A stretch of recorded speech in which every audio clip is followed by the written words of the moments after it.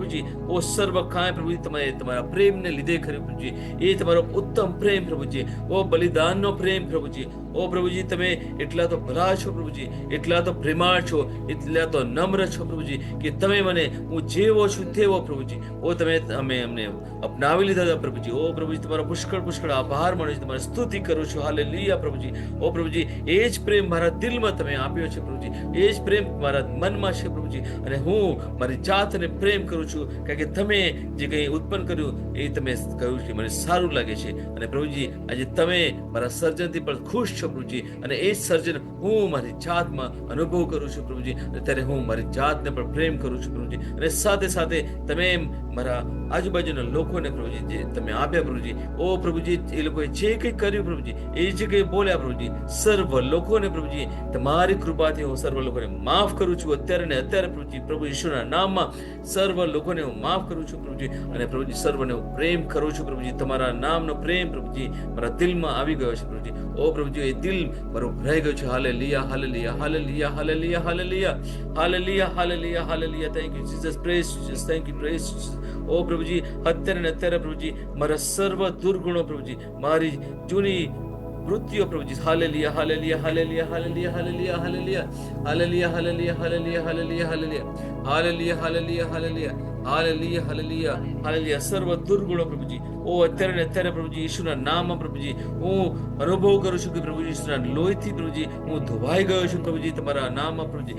Hallelujah hallelujah મારા સર્વ દુર્ગુણ ધોવાઈ ગયા છે પ્રભુજી અત્યારે ને અત્યારે પ્રભુજી. હું સર્વ પાપથી મુક્ત થઈ ગયો છું પ્રભુજી, હું સર્વ નબળાઈથી મુક્ત થઈ ગયો છું પ્રભુજી. ઓ પ્રભુજી તમારા નામમાં હાલેલુયા હાલેલુયા. મારી જે બીમારીઓથી ઓ પ્રભુજી તમારા ઈશ્વરના લોહીથી પ્રભુજી હું ધોવાઈ ગયો છું પ્રભુજી. મારી બધી બીમારીઓ મારા શરીરમાંથી નીકળી ગઈ છે અત્યારે અત્યારે પ્રભુ ઈશ્વરના નામમાં પ્રભુજી. હાલેલુયા હાલેલુયા હાલે. મારા મનમાં જે પણ નબળાઈ છે પ્રભુજી, ઓ જે કંઈ નકારાત્મક છે પ્રભુજી, પ્રભુ ઈશ્વરના લોહીથી હું સંપૂર્ણપણે ધોવાઈ ગયો છું પ્રભુજી તમારા નામમાં પ્રભુજી. હાલેલુયા હાલેલુયા હાલેલુયા હાલેલુયા. ઓ la karama shakere me shikiri raba baba shaba raba kire me shibere. Hallelujah hallelujah. સંપૂર્ણ સાજાપણો પ્રભુજી, સંપૂર્ણ સાજાપણો પ્રભુજી. ઓ મારા કુટુંબમાં જે પણ વ્યક્તિ છે પ્રભુજી, જે પણ વ્યથા છે પ્રભુજી, ઓ જે કંઈ શારીરિક નબળાઈ છે પ્રભુજી, સર્વ કંઈ પ્રભુજી તમારા પ્રભુ ઈશ્વરના નામમાં પ્રભુજી હું એને ધમકાવું છું ને અત્યારે એમના શરીરમાંથી કાઢી નાખું છું પ્રભુજી. ઓ પ્રભુજી તમે એમને સત્તા આપેલી છે. ઓ જે પણ નકારાત્મક બાબત છે, જે પણ બીમારી છે, જે કંઈ સારું નથી, ઓ અત્યારે મારા કુટુંબીજનના શરીરમાંથી એમના મનમાંથી સર્વ કંઈ હું અત્યારે ને અત્યારે પ્રભુ ઈશ્વરના નામમાં એને હુકમ કરું છું ને મારા એમના શરીરમાંથી નીકળી જાય, એમના મનમાંથી નીકળી જાય પ્રભુજી. અત્યારે મારા ઘરમાંથી પ્રભુજી જે કંઈ દુર્ગુણ છે પ્રભુજી, ઓ જે કંઈ નકારાત્મક બાબત છે મારા ઘરમાંથી અત્યારે અત્યારે પ્રભુ ઈશ્વરના નામમાં એને હુકમ કરું છું ને એને અત્યારે બહાર કાઢું છું. એ જાય અને દરિયામાં પડે અને પછી ક્યારેય પાછું ના આવે પ્રભુજી. પ્રભુ ઈશ્વરના નામમાં હાલેલુયા હાલેલુયા હાલેલુયા હાલેલુયા. ઓ લાલા ખરામા શેબી બીબી શાબારામાં ખાલે ખરે દે હરાબા શાબારાબા શેબે રે બિખેરે હે રે રે રે. હાલેલુયા હાલેલુયા હાલેલુયા. Thank you Jesus, praise you Jesus. Hallelujah hallelujah. હું વિશ્વાસ કરું છું પ્રભુજી, હું વિશ્વાસ કરું છું પ્રભુજી કે તમે સર્વ માટે પ્રભુજી મારી તમે કૃપા ઉતારી છે પ્રભુજી. અને અત્યારે હું એટલું શાંતિ પ્રેમ અને આનંદથી તમે મને ભરી દીધું છે. મારા કુટુંબના સર્વ લોકોને તમે શાંતિ પ્રેમને આનંદથી ભરી દીધા છે પ્રભુજી. મારું ઘર પ્રભુજી તમારી શાંતિ પ્રેમને આનંદથી ભરી દીધા છે પ્રભુજી. ઓ પ્રભુજી મને કોઈ પણ જાતની ખોટ નથી પ્રભુજી. સર્વ કાંઈથી તમે મને ભરી દીધા છે. તમારી કૃપાથી તમે મને ભરી દીધા છે પ્રભુજી. એ બદલ તમારો પુષ્કળ આભાર માનું છું. હાલેલુયા હાલેલુયા હાલેલુયા hallelujah. Praise the lord, praise the lord. Hallelujah. Thank you Jesus, praise the lord. Hallelujah hallelujah. Praise the lord.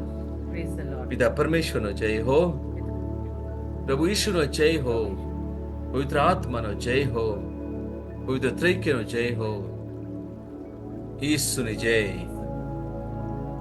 Praise the lord.